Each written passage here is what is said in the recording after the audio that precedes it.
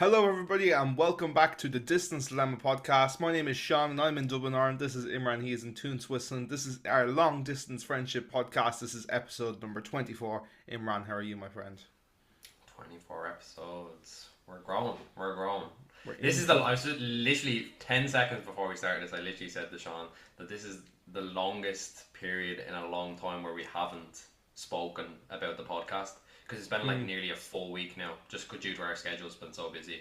And this was the first week that I actually didn't think we were going to find a time for the podcast because it's been 1 week the whole time we've started this podcast where we haven't been able to record it within that week. Yeah, it's because our schedules were so like our schedules were so busy, just which so is going to conflicting, happen. like, It's yeah, going to yeah. happen. You know, I just don't want it to be like there'll be 1 week and people are like podcasts is on because it's such like we're at like a an independent level. Let's just say so I feel like if we do like have like especially if we have like 2 weeks, if we don't do it like I'm thinking I'm worried about September. I think September we might not get to do it because I'm going to be on holidays for like 2 weeks, and then before that as well I have to go to a work conference for a week as well. So I think we might struggle to get episodes in September. So, but like I'm afraid that like if we because we're in such an early stage of like there's the joke that every blokes start their podcast, and we are that. We have literally done that. But I feel like we've committed. Like I think we've like gone balls deep into this, and we're kind of fairly committed to it. But I'm wondering what our first like 2-3 weeks without a podcast is going to look like, just because of conflicts for stuff like that. Because there could be times as well where you're on holidays and we just can't fit it in, and as well, like, because your holidays are your holidays, you want to be going on holidays, you don't want to be relaxing and about this sort of stuff. Yeah, we haven't hit stardom yet, so we No, won't be fitting that into our schedule yet. no. It's still very much just a little passion project for the two of us that we've been talking about since we were like 19. Yeah. I wanted to tell a story about my day yesterday. I sent Sean this voice message yesterday.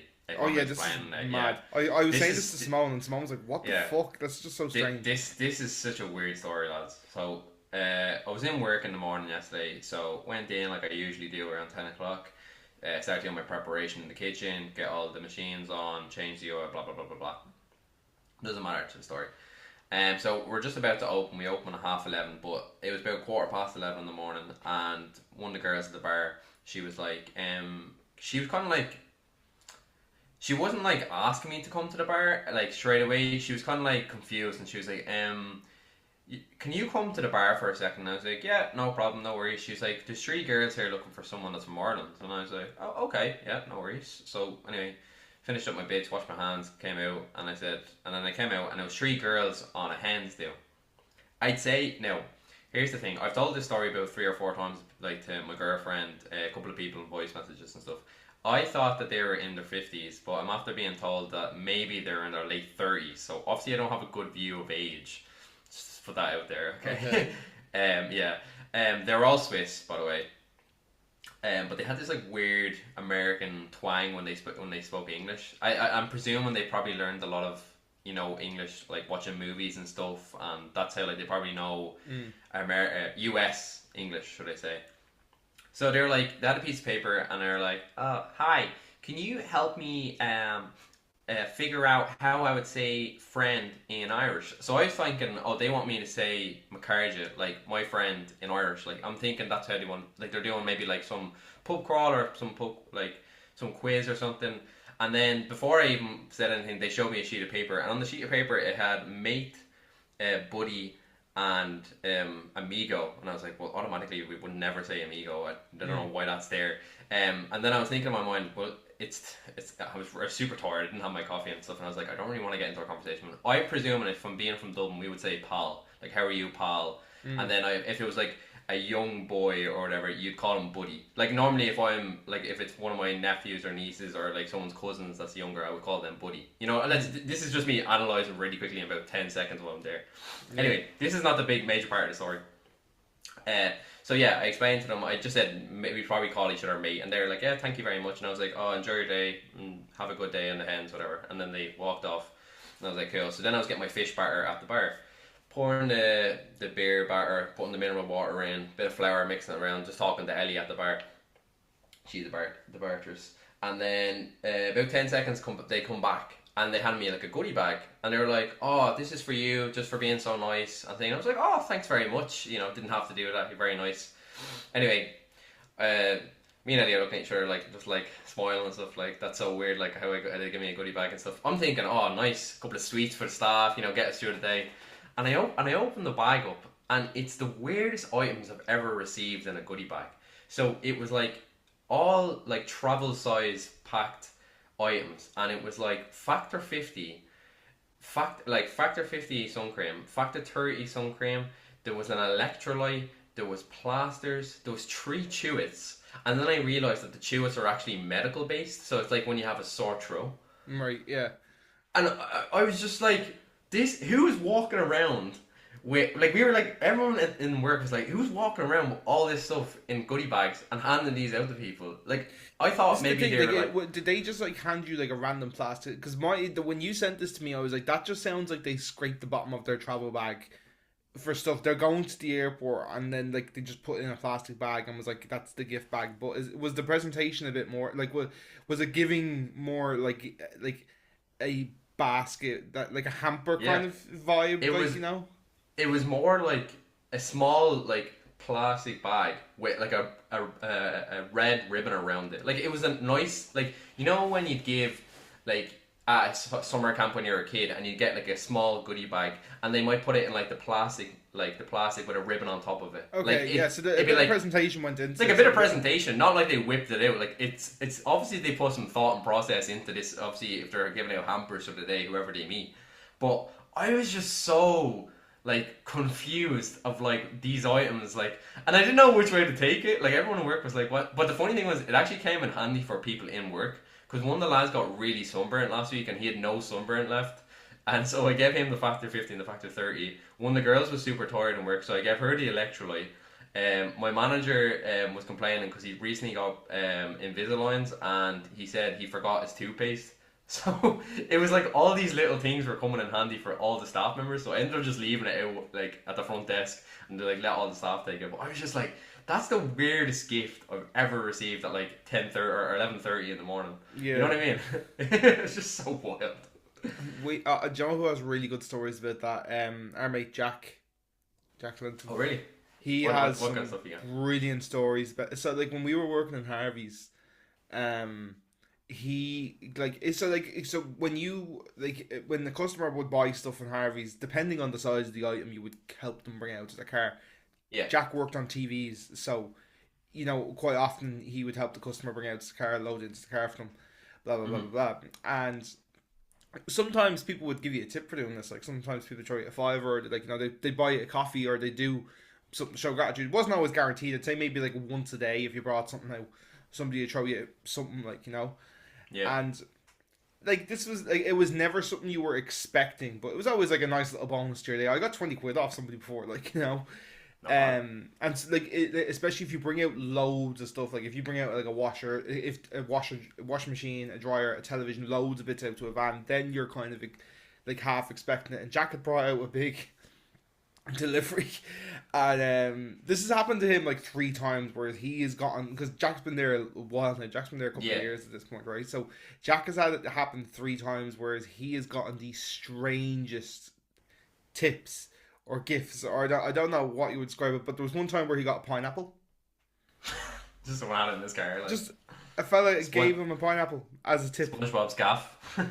And then another time, some fella gave him 2 loaves of bread. Wait, just 2 loaves? Just 2 loaves of bread. I think he must have been a bread man, so we just gave him 2 loaves. So weird. And then I think he was either given like a fruit basket or spuds or something like that as well, like another kind of like not oranges. I think it might have been oranges he was given.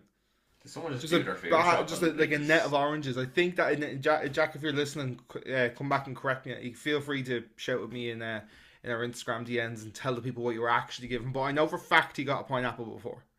So you were allowed to accept tips in your workplace. Yeah. See, we were the opposite when I worked at Marks. We weren't allowed to accept. You were allowed to accept bought gifts, but you weren't allowed to accept cash. Because it was one time I helped a lady like her whole family, I like helped them pick out suits for like an hour, and she tried to give me 100 quid, and I was like, no, I'm not. I was like, yeah, I know, and I was like, it was for a funeral. I was like, and obviously it was, they were very, in an emotional state at that time. I was probably taking my time with them and stuff.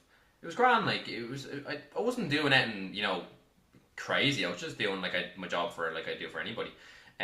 But I remember when she tried to hand me 100 quid, I was like, I'm not taking that. I was like, first of all, I'm 100 not quid's allowed too much. Yeah, you couldn't Yeah, accept no, 100 no. quid. Like First of all, I was 10, like, 20 quid. Yeah, 100 quid's way too much. You can't Yeah. accept that. First of all, I was like, I'm not taking that. In my mind, I was like, I'm not taking that. And the second one, I was like, I actually physically can't take that. My manager was like, I'll get in trouble. Like, if they catch on the cameras, like, I'll get in trouble for taking that money. But I was like, look, I was like, just keep that money, use it towards whatever, like the funeral. You probably have bigger things to be paying for, blah, blah, blah, blah, blah. But in our place, we were allowed, if someone bought, like, chocolates, you were allowed to take it. I don't know if it's different per workplace, but we were like I remember one time at Christmas, one of the women got like chocolate and flowers off like an elderly lady because someone was helping her around doing her shopping during Christmas time, like like the food shop and stuff like that.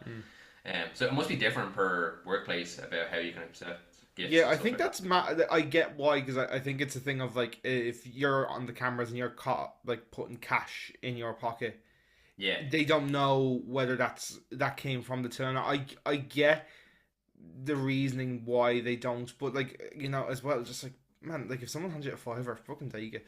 I would, if I was in that position, not with the 100 quid. Like if I was working in the club, like if I was working in Mark's at that time, and someone tried to hand me a fiver tip, I'm taking that fiver. And the manager has that to say, I'm like, they gave me a fiver. They gave There was one time I was actually like low key annoyed I didn't get a tip. So a woman was like, "Can you give me a hand with my shopping?" She was, I'd say, like mid-40s, like, and she didn't have. Right, so based off what Imran said before, when you thought the women from Switzerland were in their 50s, this woman was actually in her 20s. Sorry, I'm just going to go ahead. Yeah. Probably. She had her like a shopping trolley and about 3 bags. She could have put them all in the trolley, but I wasn't going to suggest that because she asked for my help. I was like, yeah, I just had to go ask my manager first. Can I go up? Can I leave the floor to help you? Manager was like, yeah, no problem. So anyway, I thought like she had parked the car like outside at like, you know what I mean, like the Blanche shopping centre, like beside where the coffee shop. I think it's what's that nice Butlers? That Butlers side of the parking area in Blanche. If anyone's like from Algeria listening to this, you won't have a clue. But basically the closest parking lot in Blanche. That's what I'm trying to mark the red entrance. The red entrance. Thank you. Yeah. But this woman had parked like past, like even past Smith's, like the furthest away, and we went out there, like heading towards Whitestown, and I was gone out of work for like 40 minutes. We had like went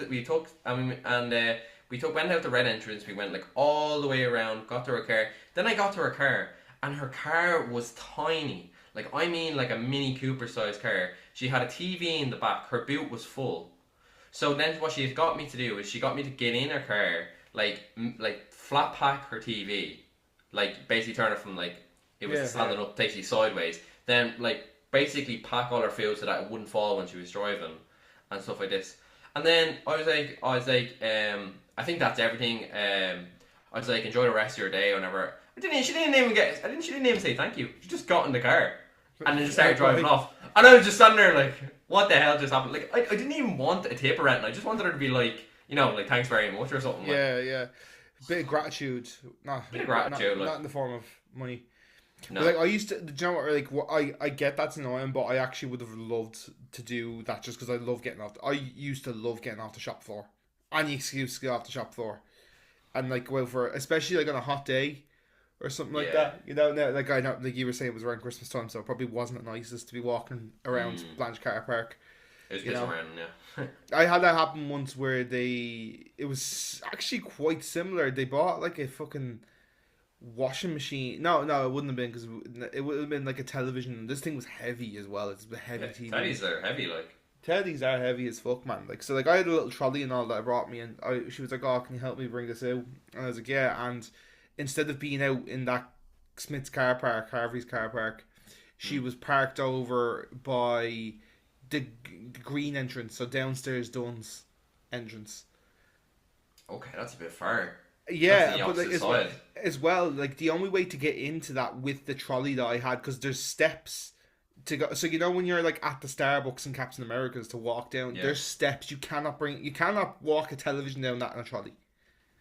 So I had to walk all the way around to where the cars come in.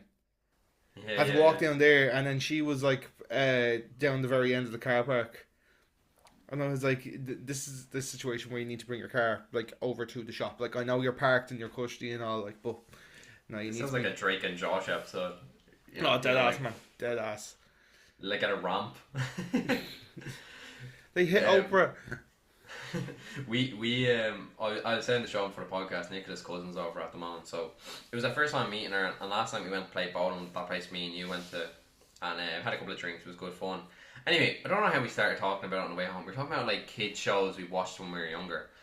So she was saying that she watched a lot of like Nickelodeon CBCs, yeah, CBCs, and we went home and we watched like 2 full episodes of Tracy Beaker. Do you ever watch Tracy Beaker? No, never. Okay, so Tracy Beaker was this like really really low budget kids TV show about basically like a foster home, and Tracy Beaker was like a troubled behavioral child. But man, if you ever get a chance, or if anyone's watching this, like this, it's so you can tell the camera work is so old. It's like made in 2002. And like it's like someone holding the camera and it's like shaking as it's moving. You know what I mean? Like there's no still shots at all in the whole show. Yeah, it's so funny. It proper was like childhood memories growing up there. Were you a Nickelodeon or CBC's kid, or what did you kind of watch? Yeah, I was Nickelodeon and Disney Channel was my, and then once they branched off to Disney XD as well back in the day, you know. Yeah, he could afford the Skybox. He's a rich man. Nah, nah. They had the priorities straight there. I think honestly, I think it was more like in my nanny's house. I think it just was there. Like I've talked about before. I used to fuck it, and I still do love Yu-Gi-Oh. Like I still watch Yu-Gi-Oh. I still don't actively play it, but I still have like I have a couple of Yu-Gi-Oh cards like right over there to my left. Like you know, I have a very casual. Like I still know how to play it. Like I keep up with what's going on in the like kind of what's going on with Yu-Gi-Oh, like in terms of like you know what cards they're releasing and how they get, because like it's like I think we had a conversation about this like a year or two ago as well, because I really got into the mobile game for Yu-Gi-Oh, the Duel Links game, right? Yeah. And I think I had sent it to you. I was like, oh, like give it a go, it's really good. And I got into it for like a good 2 years. Like I got to a really good level. I was playing it like a couple of times a day, like you know, because the great thing about it was quick games as well. Like the whole point of it was to you could kind of play a whole game against somebody online in less than 2 minutes, like you know. So like it was great on the bus. Like it didn't matter where you were going. Like you could have been going on like on the 39 into town, so you're on it for fucking an hour and a half, or it could be like you're from where I am now. It's 20 minutes into town, so you could play like 2 or 3 games easily, and like. It's a different game. It's so fast now. Even the normal game, not Duel Links, is so quick, and it's so it's unbelievably technical as well. Like you know. Yeah. I'm still keeping that. I've often watched YouTube videos of people playing it online. Some people are like insane. Like the packs and decks they've collected over the years. Like it costs so much money. There's so much money in them card collecting games. Like Pokemon, obviously, is a huge one as well. Yeah. Would you be big into playing mobile games? I don't know. Like No, I know people no. that have been like have put their like lives into it. Like Nicola plays a lot of Candy Crush, or it's like the Royal Clash. I think it's called Royal Clash. Yeah. It's like basically like Candy Crush. Like Nicola's on like level 2000 or something like that. No, Duel Links was the only mobile game I ever got into. Yeah. I obviously back in the day when like you know when you first got your first like iPad and iPod and iPhone and stuff, like you know it was like you know hefty game Or sessions Pics, one word. on Angry Birds and Flappy Bird. Do you remember Flappy Bird, man? Yeah. Do you remember 4 Pics, 1 word? That was huge when we were in school. Yeah. Everyone would be coming in like trying to help each other. What like if you got stuck. Yeah, no, because I never really, because I, as you know as well, I've never been a big gamer. Full stop. Like I only ever played like FIFA, GTA. I would buy COD just to play it with my mates, like not because I actually really loved it that much.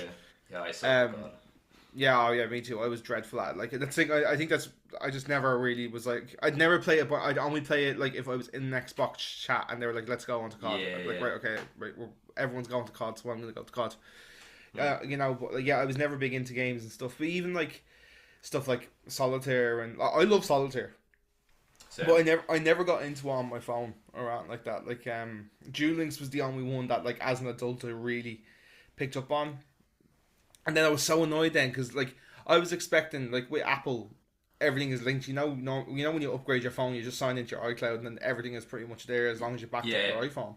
Yeah. I went on and I backed up my iPhone. I went on to Duel, and you can't basically log into your Duel Links account. So every time you change phone, your data is gone.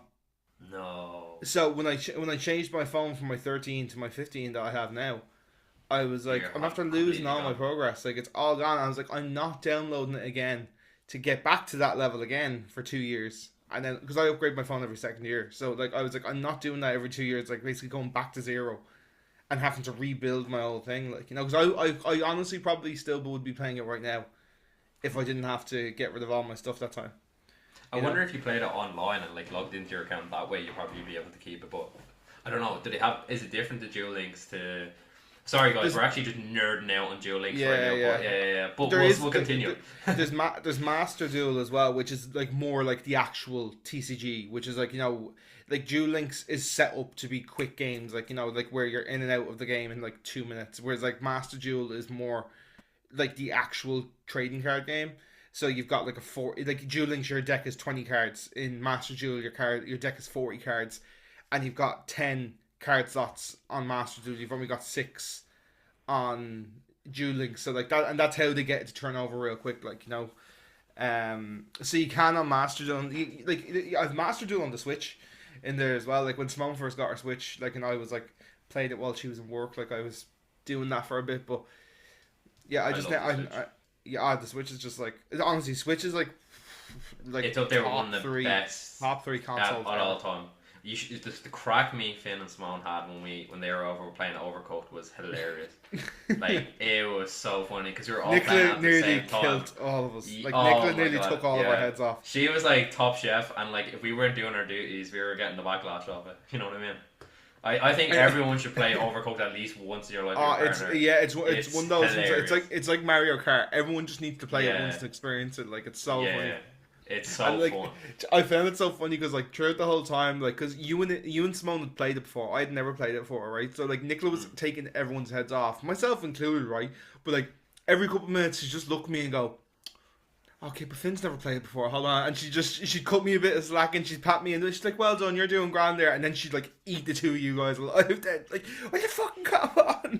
It's like when someone has like one little bit of kitchen experience and it's like, yeah, okay, you should be knowing what you're doing. And Sean's just out here like his first day, like a little time. Yeah, I was just vibing. I literally like there was points where they were like, "Sean, what the fuck are you doing?" And I was like, "I'm just vibing, honestly, just vibing over here." It'd be funny, like I'd be there breaking my back doing like 3 meals and I look over Sean's just like waiting with a plate, waiting for the food to be ready, like just bouncing up and down. Yeah, and it's not much different in real life as well, to be fair. you know that like Nintendo lobby music. That's what sometimes I feel like just goes through Sean's head when he's playing video games. Like, I can be a proper like NPC at the best of times. Can't we all? Oh man, we have like a full pack of crunchies now in the fridge, and I'm just opening them out. I've already had 3 this morning. Hold on a minute, you put crunchies in the fridge? No, it's let me specify. It's like 30 degrees here right now, so all the chocolate will melt. Yeah, so what we have to do like tactical planning now when we have one chocolate bar. We used to like put it in the fridge, and then if I want it, I take it out for like 15 minutes, and then go grab it and then eat it. That's what I did this morning, literally before we started the podcast. Because like whatever, like I don't think chocolate should go in the fridge regardless of that. No, either do I. Crunchies especially, like you'd break your teeth. Yeah, because the honeycomb. Yeah. No, that's what I mean. It's all tactical now. Is there anything left there from when I brought stuff over? Is there any of the fellas, any of the dames left? No, we ate that like 3 days after you left in like one go. Okay. Yeah, had a binge. We had a binge. It's like a little a ritual now. Where anytime someone comes over, they have to pick us up the fry pack that you got in the airport. I think every single time someone's coming over to visit us, that's what they're bringing. It's their one, like that's the rent. Because that's like that's all they charge them. It's like just bring that to the airport and you're grand. The most exciting thing is that Sean actually went through the effort and bought us the bread. Like that to me, that's like goat level friendship right there. You know what I mean? That's a love language. That is buying brown bread. Oh, I remember the Monday that they left. We had a fry up for dinner, and it was like such an Irish experience. Like we had the Irish tea on, we had the fry, we had the eggs, we had the bread, the Kerrygold butter. Like we were living life. Did I bring? Was it just one block of butter I brought you, or was there two? Yeah, it was one block. We still have the block actually. We're nearly at the end of it though. But yeah. I was heartbroken the other day. I was making so I've been on my my calorie deficit journey over the last while. Oh yeah. And I made some pasta and meatballs for dinner the other day, which everyone's like, that's not a low calorie option. You're correct, but I had allocated calories earlier in the day so I could have, because Simone was like craving pasta, so I was like, right, okay, I'm gonna have to have like 200-300 calorie meals and then like have a nice pasta thing for them. Sometimes it's worth it. Yeah. Yeah, and to be fair, we actually hadn't had pasta in months because of it. So we're like, right, okay, grand, made that. And I was like, oh, I'm going to try and like make my own like low calorie garlic bread. So I got some garlic puree that I bought. And I also had some garlic butter. And the garlic butter was like surprisingly low in calories per 10 grams. I think per 10 grams, which is like more than what you would put on a slice of bread, it was only like 50 calories. So I was like, right, grand, let's do like 5 grams per slice. So I'll have 2 slices. I think the whole thing for like my 2 slices of garlic bread was coming out at like 130 calories. That's which not bad. I was like for 2 slices, like, so like 65, is it 60? Yeah, 65 grams per slice. Grams. I was like, yeah, okay, I can do that. And then we took a bite into it and the butter was sour. No. I had not used, because I had obviously not been using the garlic butter because I'd been on my deficit, and I didn't think I was able to use it that much. And I was actually fucking heartbroken. That's heartbreaking. After all that work. Yeah, absolutely heartbreaking. Completely off topic, but I knew I wanted to say something on the podcast. So I ordered it. So it's like really hot now. It's going to be a racial slur. Consistently, yeah, just the fat end. Consistently, what's called in Switzerland at the moment, it's just consistently warm. We're like in the summer period now, so for every week it's like 32 degrees, blah blah blah blah, constantly. And I was like, I need to stop getting the bus, because it's like, I think it's like 78 franc a pound. So I was like, I'm gonna buy a bicycle, because I'm only like a 12-minute cycle, and it means I'll get my calories down as well when I'm cycling to the gym and cycling to work and stuff.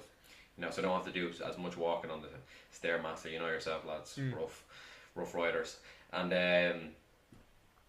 so I ordered the bike, and me being an idiot didn't read the description online. So when it came, I was expecting the bike to just be, fully put together. Someone just leave a little ribbon on it, or put in like a little small box. Maybe you might have to screw 1 or 2 things in.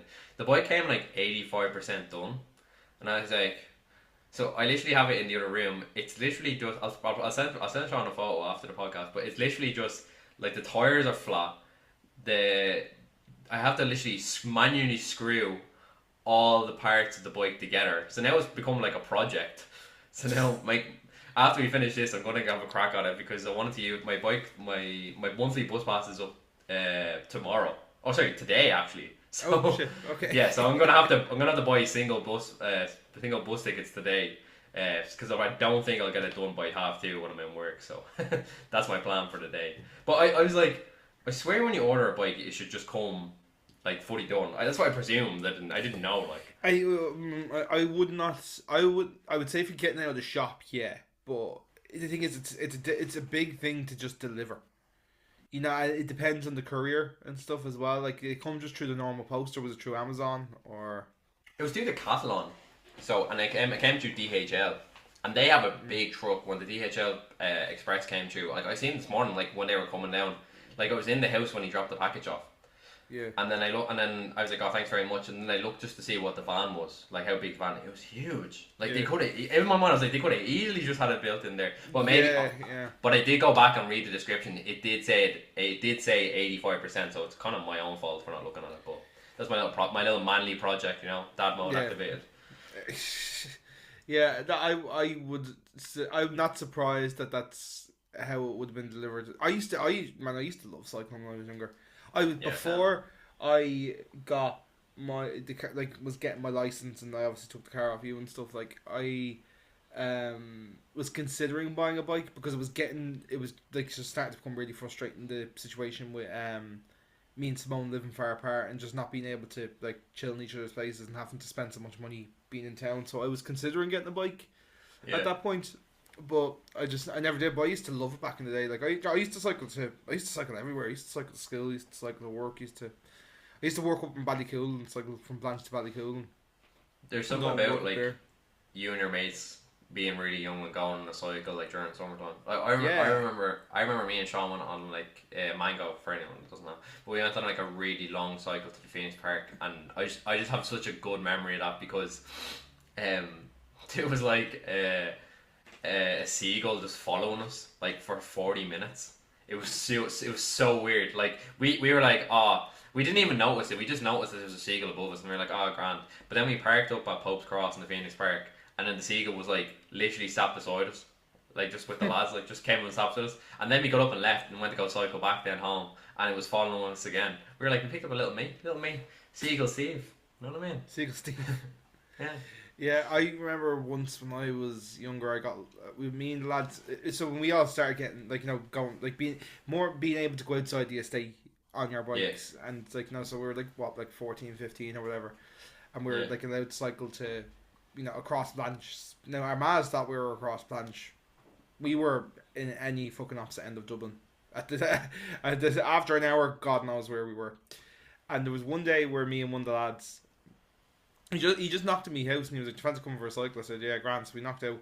I used to live in Hullard, so we went up towards Tyrrellstown, and we usually went straight through Tyrrellstown around Hollystown, and then kind of up around that area, and then came back through Corduff and Ballycool and whatever, and stayed around that way. And my mate just goes, "Come on, we go down. We've never gone down this road. Let's go down this road." And I said, "I don't know. Doesn't really look familiar. It doesn't really look that like well popular. It doesn't look like there's much happening down that road, And he goes, "Oh, come on." And we went down this road, and it was just a straight road for like 45 minutes.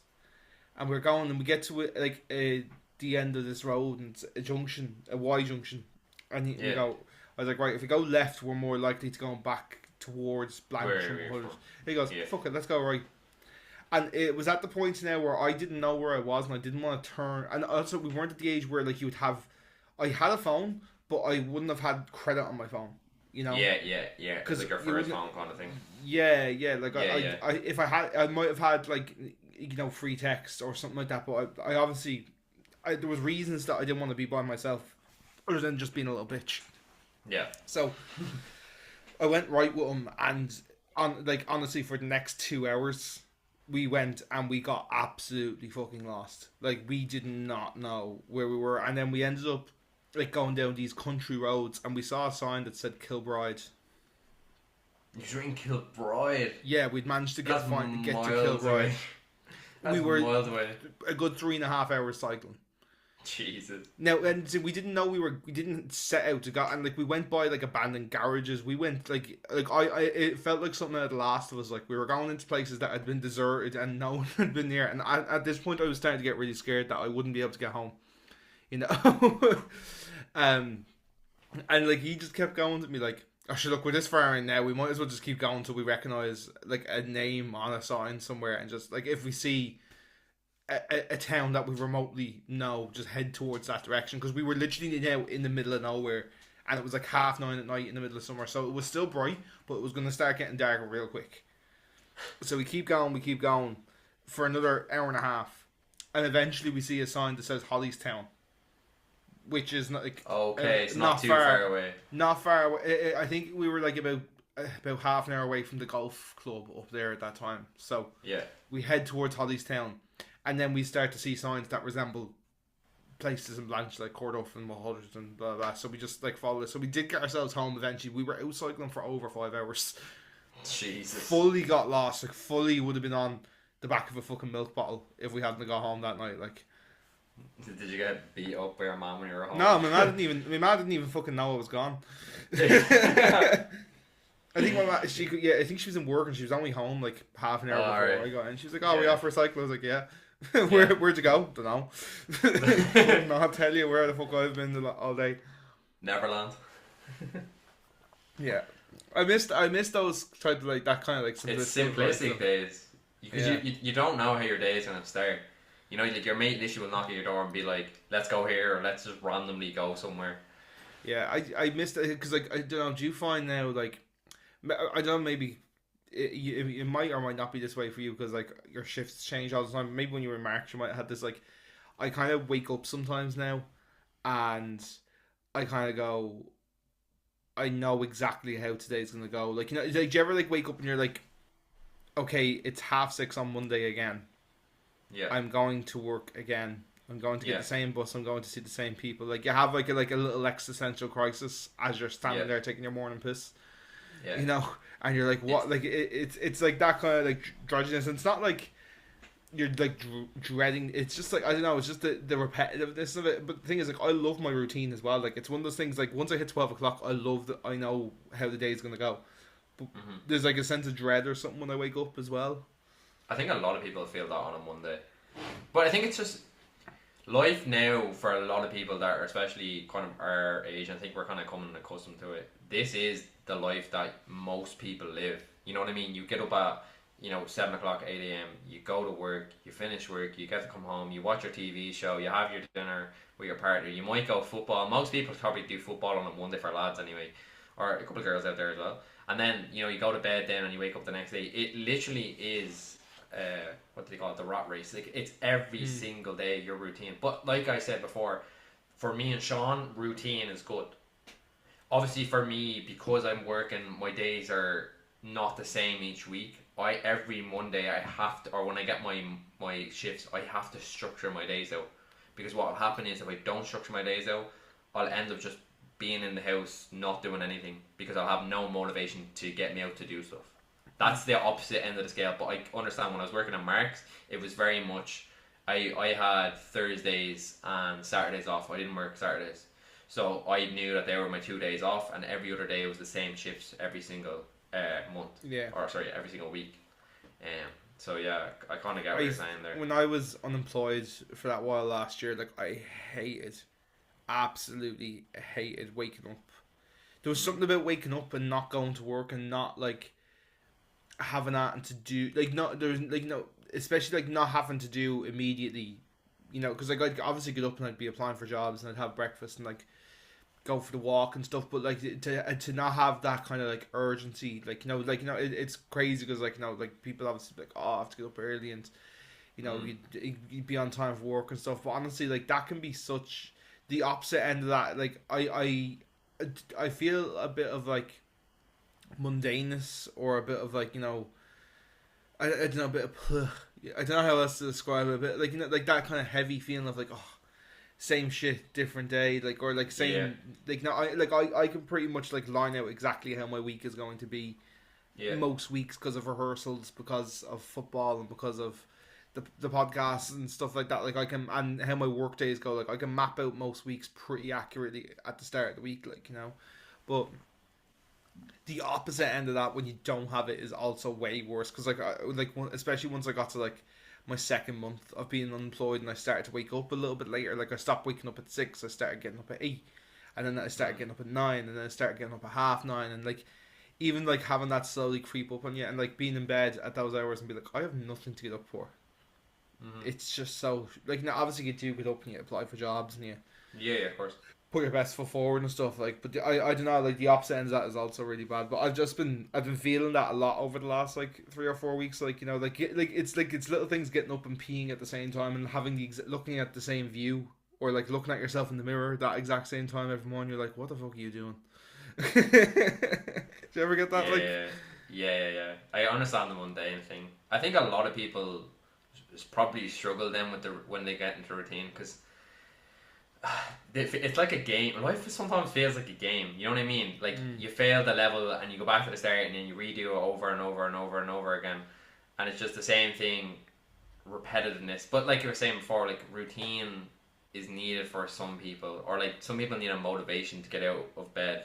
That is how sad life can be though. Like sometimes you need, like, sometimes, like, obviously I don't want to go to work, but I understand I need to make money to survive. So that's, you know what I mean, that, or have money to be able to do the things I want to do. And that's just the life we live right now. But you know, I know this is like a very, very weird comparison, but like you could have someone who's in like a tribe, you know what I mean, in, you know, like some wildlife, like thousands and thousands of miles, and their day is like completely different to ours. You know what I mean? Like they're hunting to survive, you know, to survive for their family, to provide for their tribe, and then we're living this like, you know, westernized 9 to 5. You know, play football at the weekends, go to the cinema, go for a drink at the weekend. You know, it's just a weird comparison to bring in there. Yeah. Also, when Shaun was talking the whole time, I had to mute because I was letting off rippers. I had to mute like 10 times. I was like, one of these is going to slip on the podcast. I have to mute every few minutes just to take a sip of water, so you don't get a big gulp in the microphone. You know. These are the true, honest thoughts of a podcast, lads. Yeah. I think it's time to move on. Good to segue. For the week. Segue. Slap. Our topic for the week is funny travel stories. So we asked you guys for some submissions on this, and me and Imran also have some stories that we're going to tell ourselves. Imran has all the bits there on his screen, so I'm gonna let you kick off first, and then I'll do mine, and then you can do the final two, just so it's not like me and then like Imran talking for 10 minutes. We'll space it out a little bit, you know. Yeah. So I'll say my own one first, just because. Cool. It's funny. I don't think I told Shaun this one, but we could do a whole other segment about Interrail, which we'll probably do down the line. We'll ask people do they want to hear about that. But anyway, so 2 years ago, me and Nicola went Interrail for about 3 months, and obviously during these times you have to get trains for like long journeys. I'm talking sometimes it could be 4 hours, sometimes it could be 6 hours. I think we did one that was like 9 hours, but it was like 2 changeovers. So it's long traveling in like really hot weather. So we were on this train, I think, if I remember correctly, I was trying to think about it from today, it was from the Czech Republic to Slovenia, so it was a long train ride, and there was no air conditioning, it was like 34 degrees, so at this point of the trip, we'd given up, like, wearing shoes and stuff. Like, I was wearing, 90% of the time I was wearing Crocs. Now, I would not be caught dead in Ireland wearing Crocs. I literally, if one of the lads saw me in the centre wearing Crocs, the slagging I'd be getting from me on for weeks. But anyway, doesn't matter. So I want to be comfortable. I'm chilling on the train. I have my long socks on and my Crocs. So I was like to Nicola, I'm just going to go to the bathroom. But I left my phone with her. I left all my bits with her. I had nothing on me. So I was just like, right, grand. And I had to go through 2 carriages to get to the bathroom because there was none on the 2 carriages that were on the carriage that we were on. Anyway, so I went in. You've been on, bathrooms on trains. They're not, the most hygienic, the most clean, should I say. Anyway, I went into the door, opened the door, anyway, went in, closed the door behind me, and I took a step back. Just naturally, just was moving around. I took a step back, and someone had took a shit on the floor in the corner of the bathroom. I'm not gonna lie, it was pretty big. It was really big. It was kind of like a German Shepherd's poo. So, Ooh. Have you ever seen German Shepherd's poo? Very big. I stood in it. I looked down. And I was like, oh my god, someone's after completely missing the toilet. I don't know if they planned it. I don't know what happened. And I was like, fuck. Right. I was like, grand. Look, not the end of the world. I'm sure I can wipe it off with the tissue. There's no tissue. There's no tissue in the bathroom at all. Right? So I'm starting to panic. I'm like, what am I going to do? Grand. There's a sink there. I'll take my crock off and I'll wash it off. No water. No water. Now bear in mind, this stinks. Absolutely stinks. And I'm panicking because I'm like, I've no phone. I can't ring Nicola bring tissues because I have really bad hay fever, so we always have tissues on me. And Nicola has everything. I'm like, what the hell am I going to do? So I had to take... Now luckily I had long socks on. So I took my socks off and I basically wiped the shit off my Crocs with my socks, right? And there was no bin in the bathroom, so I just threw them in the toilet, right? I went to go flush the toilet with the shit on my socks, of course, that were in the bathroom now. I tried flushing the toilet, and of course the toilet got clogged, right? So I'm like, right, look, I've controlled it. I got most of the shit off the crock. The crock is a bit stinky, right? But I have to get back now to I have to go back now to Nicola where so I can clean the crock whatever we have there. Try to spray it with some perfume or something. Of course, when I go to leave, there's someone waiting in the toilet, like waiting to go in next after me, right? So they're going to think I've done this. You know what I mean? Like, there's no way out of this. You know what I mean? So I opened the door and I was like, sorry, do you speak English? And they're like, yes, yes, yes. And I was like, I tried to use the toilet there. It's clogged. There's no tissue. Now, thankfully, it was a girl. So I'm thinking when she heard there was no tissue, there's probably no way for her to dry herself off or whatever she's got to do. And she was like, oh, no problem. I think there's a bathroom down the next carriage. I was like, grand. So as soon as I see, like, I literally was like peeping at the door like that. As soon as I seen she'd left, I literally sprinted off, like, out of this carriage, ran back to Nicola, and Nicola was like, what's that smell? I was like, don't talk to me. Give me any wipes you have or perfume. And I started scrubbing the bottom of the Crocs. Man, it was disgusting. Like, absolutely disgusting. You did tell me this story when you came back from Interrail, and it's just as disgusting as when you did tell me. Oh man, so bad, so bad. Yeah, like why? Like, come here, right? If the toilet, like, was the toilet clogged before you put your socks on? I'm assuming the socks are the thing that. Yeah, no, the toilet was clogged. The toilet was okay, already right? clogged. So yeah. But why take a shit in the corner? Like, just how do you miss? Take a shit in the clogged toilet, like if you have to. Like, look, come here. Look, no matter what, some poor member of staff is going to be made to clean that up. It's better they clean it up in the toilet bowl. So grim, think of the poor staff that have to deal with that, man. Like, oh man, I was thinking about it. And I was just thinking, like, how in your brain were they, like, trying to do like a trick shot or something, like jump up and try to do like a shit in the air? Like, what the? How did you miss it that bad? Like, that sort of tomfoolery is like at a level where you're doing that because you think you're gas when you're not. Like, that's not. That's. Someone had like 3 Indians for breakfast, lunch, and dinner, and that's what they had to get out of them. Yeah, I honestly, like, I have questions, but I don't actually want them answered, if I'm being totally honest. Let's just move on from my embarrassing shit story. literally. Okay, so mine is this. I don't know if, like, this is not half as bad as that, like, So it's gonna be a bit of a come down. So well. Yeah, there's a bit of an innuendo in there somewhere. So, right, basically, me and Simone absolutely love going to Salou on holidays because it's really cheap, it's really cheerful. We've gone like 3 times and we've done the same package holiday from Love Holidays each time, and it's fucking grand, right? So this was our second year going to Salou. So we'd been before, we like booking the exact same thing. We knew the sus. And we land and we get on the coach transfer to our hotel. We get off, and like maybe 3 other couples get off, and we start. And it did, so basically it dropped you like a 5-minute walk away from the hotel, because it dropped it basically dropped us at another hotel where other people were going, and they said it's honestly quicker if you guys just walk to your hotel. Granted, no problem. We knew our way around kind of fairly okay. So we start walking, and there's like 3 other couples that are walking in the same direction that we're going. And one of the couples came up and asked and said, do you guys know where we're going? We said, yeah, we know. We stayed here last year. We know how to get there. Grand. So we're just making small talk, like, just waffling away.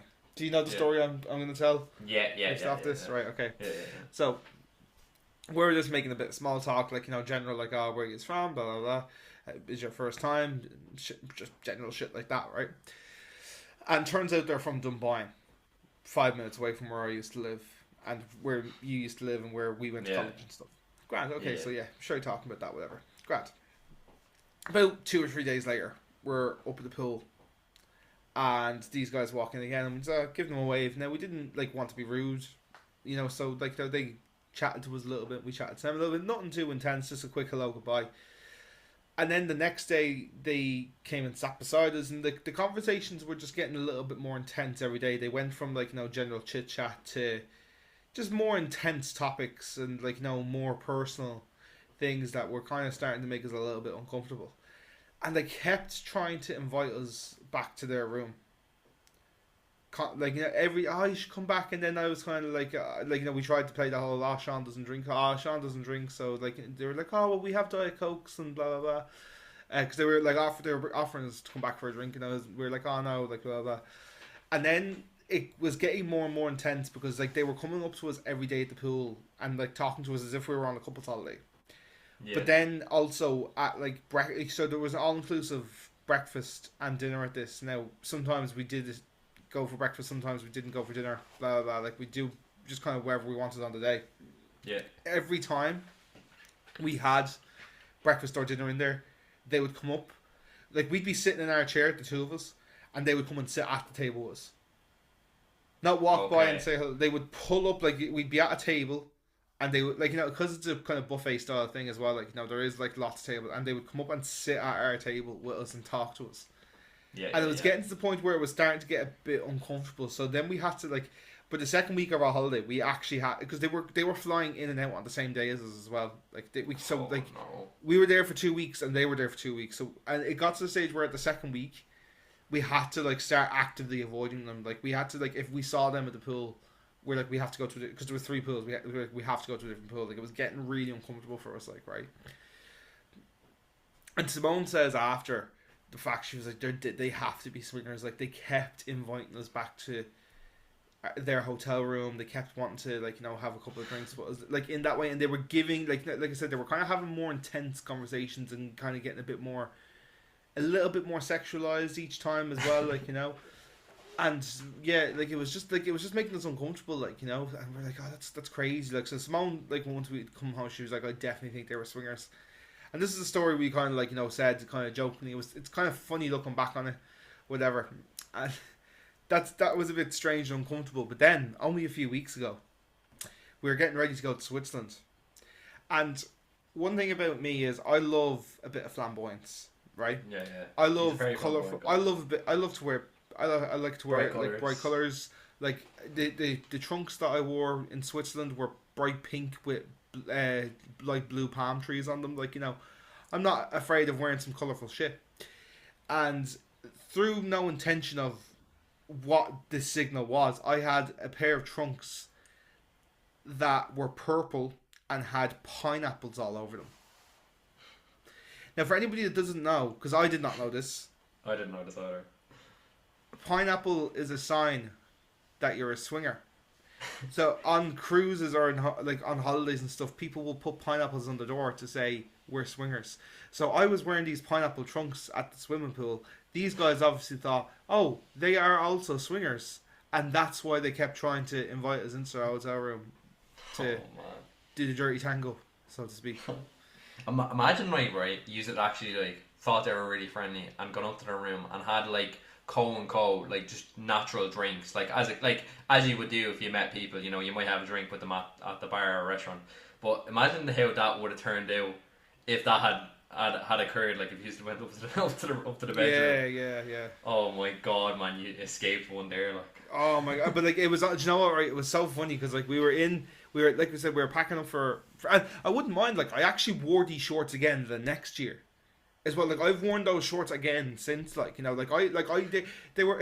I'm kind of fuming because they were one of my favorite pair of swimming shorts, like, because they're cool. Like they're purple and they've got fucking pineapples on them. But I was like, fuck's sake, like, you know. But now I feel like I can't wear them because I feel like everyone's gonna think I'm a swinger. You know. I'm definitely getting Shaun with a massive pair of shorts now with pineapples on them. Yeah, and like it was gas because like we were like I said, we were getting packed for Switzerland, and like we were like just going through all of our summer clothes because like since we'd moved, we haven't been on holiday, so like a lot of this was like packed away in suitcases and in like vacuum sealed bags that hadn't been touched since we moved into the place, like, you know. So we took out. I literally held them up, right, and was like, "Oh, do you remember these?" Yeah, and me and Simone, there was like dead silence for about 3 seconds. I had them up there in the air like that, and we both just looked at each other and go, "Oh!" like that, locked in, and we both just like the penny dropped for the two of us at the exact same time. Oh man! So yeah, that's my embarrassing travel story. Oh man, I that's so funny. I'm just trying to think though, like what was going through their minds after like the third day where they like, oh, we finally found a couple that can, get down and Yeah, dirty with I us. don't think it's like super uncommon on holidays. Like, I think it's a real, like, from what I've heard, like, even from like other people like that have done cruises, like, like swingers, especially on cruises, like it's a big thing on cruises that like people who are swingers will do it on a cruise, like, but like it's not an uncommon thing. It's like, when you go away and like you just see, because you're in holiday type destinations, you see more nightclubs, you see more strip clubs, you see more like weed shops and stuff like that. I think it's just like a natural result of that. Like you're attracting that type Yeah, of person, like, yeah. and not it was a mad one. Yeah. It's funny to look back on now though. Yeah, it's funny story, funny story. I'm still gonna keep all of them anonymous as we always do. So this person said, okay, funny Americans topic 1 is a collection of Americans talking about the sea. So this said when they were in Dubrovnik, actually, why do they anchor the boats here? The water is so calm, it wouldn't even go anywhere. So I'm presuming they're trying to say, like, this is when they're talking to. No offense to any American fans if you have any, but like, you do come across as quite slow on holidays. I've had experiences myself. No offense, yeah. And then they also said when they're in Italy, American one. Oh my god! I just got in the sea and I couldn't float. What? What? I don't know. American 2. No way. Is it salty like the Dead Sea? Also, they said, do you guys have tequila in Europe? That's a bit of a slow one there, like. Yeah, You know yeah. what I mean? You know what I mean, like. Also in Italy goes, are there sharks in the Mediterranean? Mediterranean. That's the way it's spelled. Yeah. Yeah. Obviously, they probably couldn't pronounce it properly. Yeah, that's all I've had from that person. That was kind of hard to read, but I'm presuming they're trying to say that they've had like funny American responses with people from America. I don't know. Yeah. I think that was hard to describe. So Yeah, I think yeah. a voice note would have done that one a bit more A justice. voice note would have been there better. Yeah. And they also sent another one, which I thought was funny, but they didn't add any description to it. But I'll just read it out quickly. Yeah, she goes. She just said, "I almost got sold in Cairo in Bazaar for 75 camels." That's all she said. That's all she said. That's the one you need to give more context to. Where's this American bullshit going? Yeah. I need to know more about this story. And I asked this person to send a voice message, and then she said, "I will," and then she forgot to. So that one was more funny. Like That one's she until we almost continued.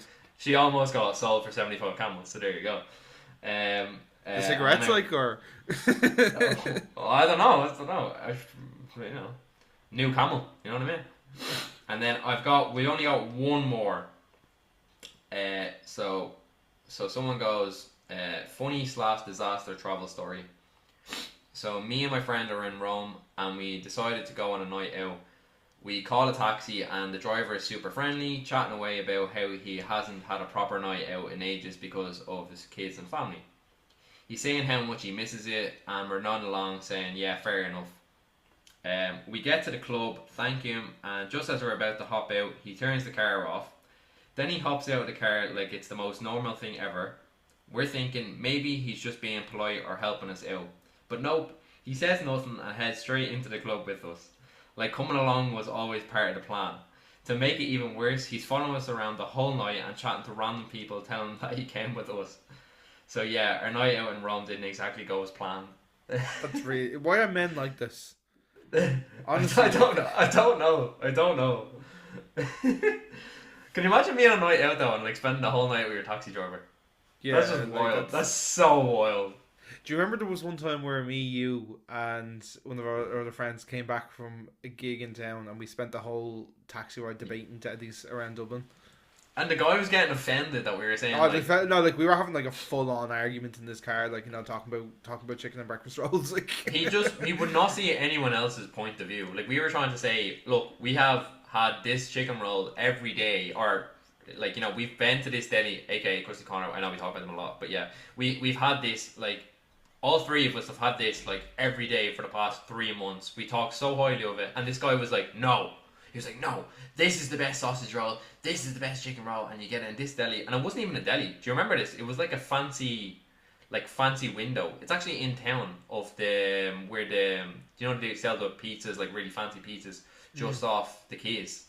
I don't even know the name of it. I can't remember it. Right, okay. But yeah, but this guy was getting like super annoyed. Like I actually thought like he was gonna be like, get out of the taxi, like. You're insulting my favorite breakfast. You're insulting my favorite breakfast. Literally, like. Yeah, but back to the story. Like that's just like weird. Like why? Like again, I'm gonna say it again. Why are men like this? Like it's dead ass. Like I don't know. That is such a like guy. That's such a like a creepy guy who like just doesn't know how to read proper social cues thing to do. Yeah. Like I can think of a few people in school that we went to that would do that sort of thing. I had I don't know why it just came to my head there. I was coming back from a night out with Mango and Nathan, two of my mates, and I say we were all fairly tipsy, like, and we're getting a taxi back from Dunboyne, and we're in the car, and your man takes the taxi through the Phoenix Park. Sorry, we were in Maynooth, sorry, not Dunboyne. And we're about halfway through, and then we noticed like his surname was with like a guy we went to school with. Do you remember Chuka?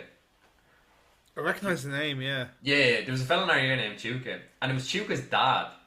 Like, and when I'm telling you, like, we were just chatting away to this guy about his son for like 40 minutes, like the whole way. Like, he even pulled up, and when he pulled out of the car, like, we didn't get out of the car, like, we were just sitting in the car talking about his son, like, just saying how random it is, like, how we got, like, we didn't even know he was a taxi driver. We were trying to contact, like, obviously me, Shaun, and Nate hadn't talked to Chuka in so long, like, so many years. So we're, like, trying to, like, send Chuka messages, like all of us texting him at like 3 a.m. being like, we met your dad's a legend and all. Like I haven't spoken to Chuka in like I'd say like now like 10 years. So if he's watching a podcast or he's listening to this now, man, your dad's a legend. Yeah, we've like honestly, taxis can be like some of the taxis in Ireland, I think especially, are like some of the most unique experiences, like because like you have three types of taxi men. You've got creeps. You've got absolute fucking creeps, which are like typically like the men over the age of 45. They're typically keep Ireland to the Irish far right fucking idiots. Yeah.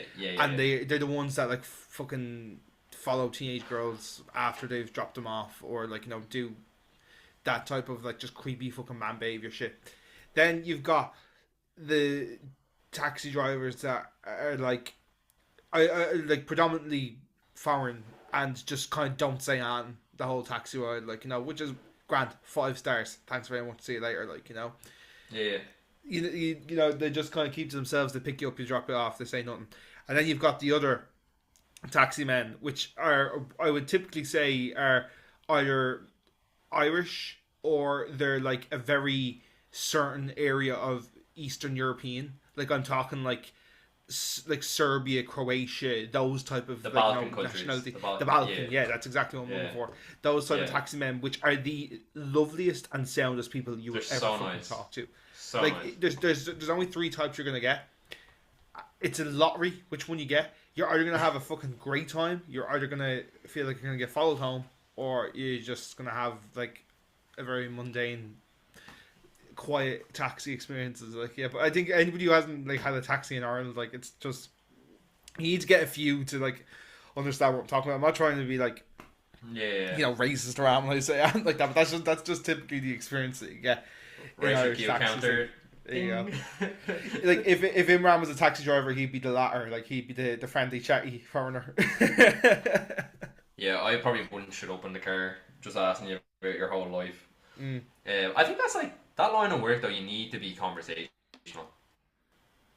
I know some people just want to sit in the car and maybe not want to have a conversation. Some people might like, I've been in a car and it's been loud and people are going out and they've got speakers in the car and stuff like that, and like that's fine too. Like it depends, because different times of the night as well. Like, or if you're doing like day taxis, you're dealing with different customers and different types of people. So it's kind of, you need to be able to like have the dynamics for every single. Because some people, like I've had taxi drivers where they just say hello, thank you very much, and that's it. But also you have to have the basic bullshit conversations like, You know, like, you start asking them like, oh, how are you getting on tonight, and is it a bit busy, and usual crap like that. I feel like that's the benchmark for like if you want to talk, like because like so, like you know yourself sometimes like I've had like like my job sometimes pays for taxis for me to go home like after events and stuff like when we're finishing up late at night or Yeah. whatever. So like sometimes I get into those taxis and I don't want to talk because like I've spent the whole because usually there are longer days of like we've spent like the day working our normal job and then we'll like after we'll have like done more stuff and it's a lot of like socializing. It's a lot of people that you almost see every once in a while, so you're having like weird catch up conversations and all that sort of stuff. So when I get into the taxi at that point, I'm kind of like, right, I just want a bit of quiet time, you Yeah. know. And then like there's the opposite end where like sometimes like you get in the start of the day and you will ask, how's the? I think like that's the benchmark for like if you want if you want to talk to the taxi man, if you say, are you busy today? That's like the bridge to waffle. And if that question doesn't get asked, that's where I'm kind of like, right, don't. Maybe that's not trying to force a conversation here, like you know. Yeah. That's a non-negotiable. You know what I mean? Yeah. Yeah. Right, That's probably a good way to end the podcast, actually. I was literally just about to say you read my mind through the screen, Imran. Fair play. Just, I think I didn't actually run this by Sean, but I know we did talk about it. So, we wanted to do like a big topic for our 25th episode. Correct me if I'm wrong, Sean. I already have the topic here. If you would like me to say it, or if you want to say it, Yeah. No, you go cool. for it. Yeah. Cool.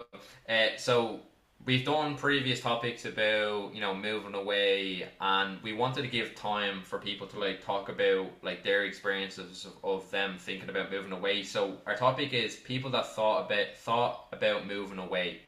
So people that maybe got about 50% of the way and thought this is what I want to do, and for whatever reason it didn't happen, or maybe people right now that are thinking about moving away and it hasn't happened. So we would like to hear from people that have had this thought process. So again, you can reach us at the distance dilemma at gmail.com, if I'm correct there, Sean. At the distance dilemma pod at gmail.com. Pod at gmail.com. The link, if you want to send us an email, the link for it is in our Instagram bio as well. If you want to send us if you want to be on the podcast, you can send us a voice note as well on Instagram, and then we can just play that, and you can have your voice on the podcast if you want as well, or if you want us to read out your message similar to what we've done today, just either email us or send us a DM on the podcast page. And if we don't get back to you straight away, we'll probably leave them to the day we record them to look at them, because we want to read them fresh. We want to react to them freshly as well. We don't want to read them the week before and get perceptions. Like I like that kind of like raw reaction to it. Yeah. What Sean said there. And yeah, look, if you don't feel comfortable sending a voice message, you can always just text it. All of it is anonymous. And yeah. So thanks. Cool. Guys. Right, guys, I think this is a good sign to wrap up the episode. So thank you so much for listening to the Distance Dilemma podcast. My name is Sean. I'm in Dublin, Ireland. This is Imran. He has been in Thun, Switzerland. This is our long distance friendship podcast. This was episode number 24. And like I said, next week we will be back to talk about why people don't move away from Ireland. Why Ireland is such an attractive place to stay at the moment. Spoiler, it's not. Anyway, thank you so much for listening, and we will chat to you again next week. I'm going to hand you over to Imran. Bye, guys. Okay, That's all I have thanks. to say. That's all I have to say. Right, thanks, guys. We'll see you next week. Goodbye.